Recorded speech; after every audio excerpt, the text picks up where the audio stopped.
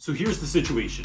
Students are coming into class and you ask everyone to please sit down, but Aaron and Tim don't even turn around to see what you're saying. They just keep standing up and keep doing whatever they're doing. Tanya's no better because you ask all the kids to quiet down and she just keeps on with her conversation like you didn't even say anything to anybody in the first place. And then Kevin repeatedly comes to class late, walks in, distracts everyone, breaks up the lesson that you worked hard to bring to the class that day, and all you're met with is a, yo, my bad. But then he keeps doing the next thing the day after that, and the day after that, and the day after that. The question I got from a viewer is, what do you do when these seemingly small things start adding up? In essence, should you sweat the small stuff? That's what we're gonna talk about today. So on one hand, I understand that this can seem like, are you making a mountain out of a molehill? Right? Are you taking something that's so insignificant, something that's not really worth a call home or a detention or a demerit or a write-up or something like that? But it's annoying, right? And it's not just annoying you, but it is disrupting the learning environment for all the other students. And if you address it, are you just gonna cause a scene in class? Or if you show that you are angry, anxious, upset, or even really mad, is that gonna affect the vibe that you began class with, or that you wanted, or that you need for this particular lesson? But worse than anything is, if you do not address it, does this send the message to the student, the offending student, that this is okay?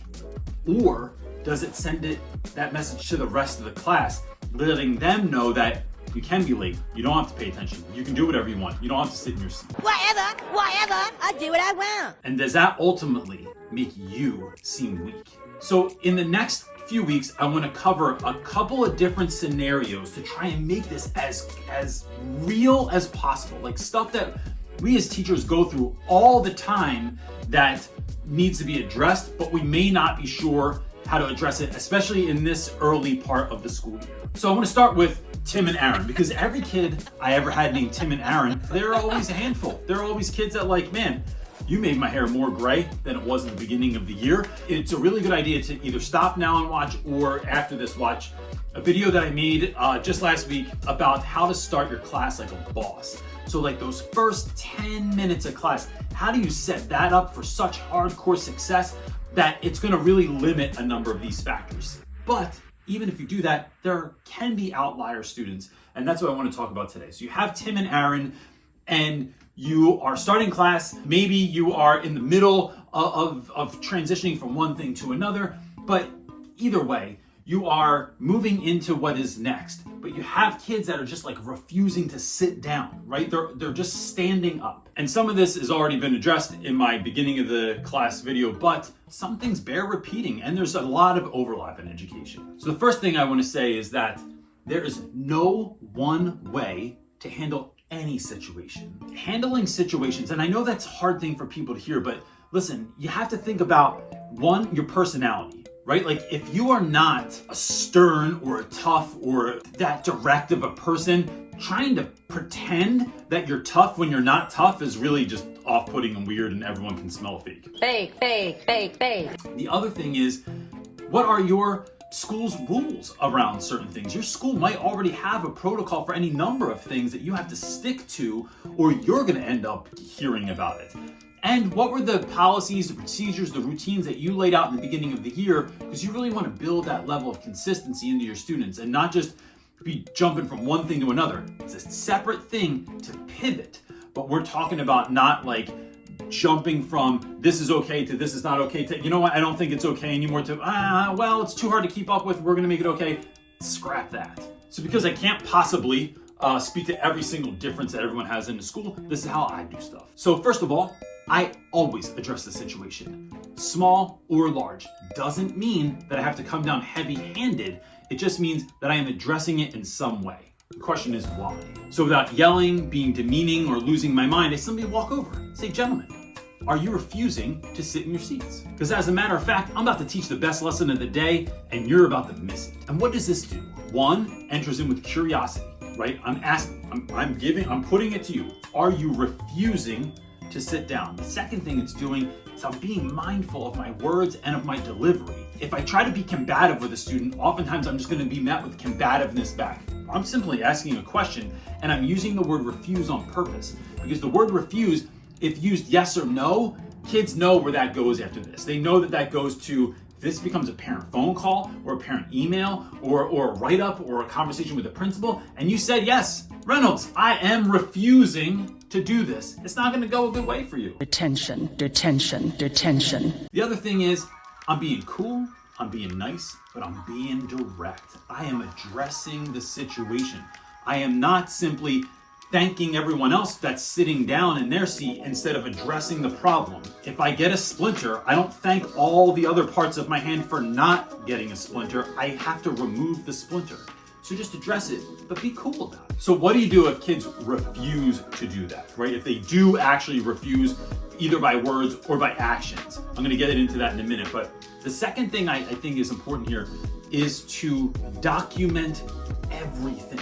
Always make a note of it. Let me tell you this, one of my mentors gave me this piece of information, changed my life. It is that your brain is used for creativity, not for storage. You need to find other places to store your information. Teachers make so many decisions every single day. There's so many things to do every single day that you can't possibly keep it all in your brain. So you have to document it. And the thing with documenting is, one, if those behaviors persist, you can have a document, a log of some of the things that are happening, right? The second thing that's happening is you're remembering the details of it. And sometimes you're gonna think, a kid, you do that all the time. You're always talking in class. You're always late to class. You never show up on time, or you never come in to take a test after school or to make up your work.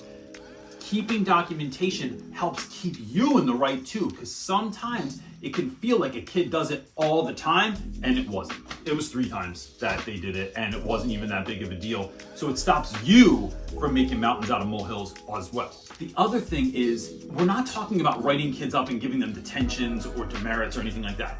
We're simply noting behaviors. And this can be very, very simple. You can put it in your phone, you can keep it in your notes section on your computer, you could write it up in something like PowerSchool or Schoology, whatever you use at your school.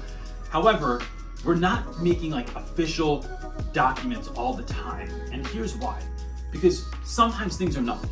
Other times, things will build over time. So if a child is dealing with things like abuse at home, bullying in the school or on the way to school or outside of school, they're dealing with depression, they're dealing with an undiagnosed learning disability or difference, those outside forces are going to sometimes exacerbate those behaviors in class.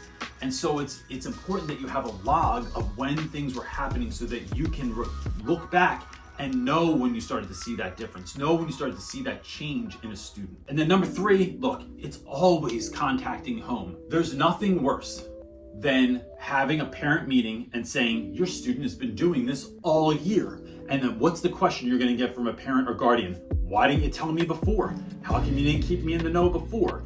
It is not your job, like what parents do with that information, but it is your job to observe and report. Keep parents in the know. Act like you are doing this together. It is never a sign of weakness. It is always a sign of, I'm seeing this, I wanted to put it on your radar, and if there's anything I can do to help, or if there's anything that you know that works, please let me know. And then, look, what do you do if a kid refuses? This is a big one, right? The kid just flat out refuses to stop the behavior. So Tim and Aaron either tell me they refuse to sit down, or they don't say anything, they just ignore me and keep going on with the behavior. At this point, you need to bring in outside forces, right? You need to, whether in that moment, right, removing a student from class, asking them to go to the office, calling someone down to grab them and have a word with them.